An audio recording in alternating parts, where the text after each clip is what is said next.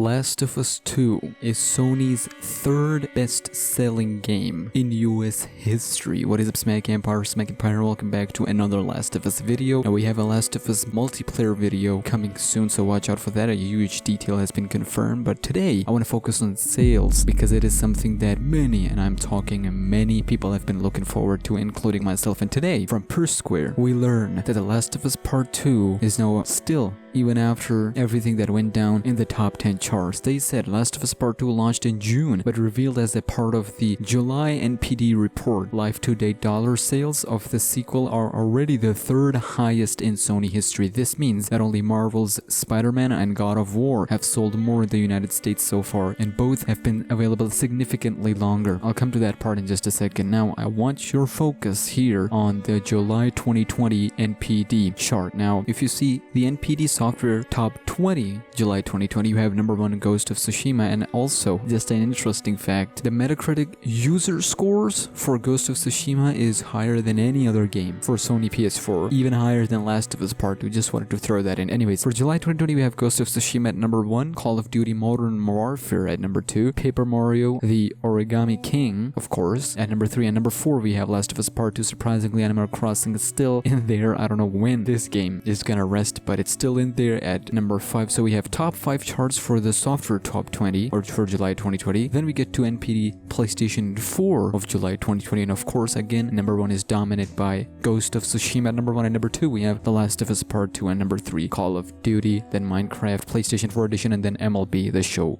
20. But if we go to NPD best-selling games of 2020 so far, we have Call of Duty Modern Warfare at number 1, Animal Crossing New Horizons at number 2, and then Last of Us Part 2 at 3, Final Fantasy VII Remake, and Ghost of Tsushima at number 5. Now, we gotta give credit to Ghost of Tsushima, because even after being a new IP for PS4, bringing in this number of sales, attraction, and albeit fans' reaction from Last of Us pushing this up, either way, you gotta give credits to Ghost of Tsushima. You know what? It deserves every single cent of it. Now, I'm not sure. This might be the last PS4 exclusive, because now we're moving to PlayStation 5. I'm not sure, but we'll just have to wait and see on that one, because Horizon Forbidden West and Spider-Man Miles Morales, they are PlayStation 5, so Ghost of Tsushima may well be the last exclusive of this gen. But either way, Last of Us Part 2 still in top 5. Now, of course, last week we saw another chart that showed The Last of Us Part 2 dripping down on the overall sales, but if we're talking about just the US sales for Sony's best selling in history, you have Spider-Man at number 1, God of War at number 2, and Last of Us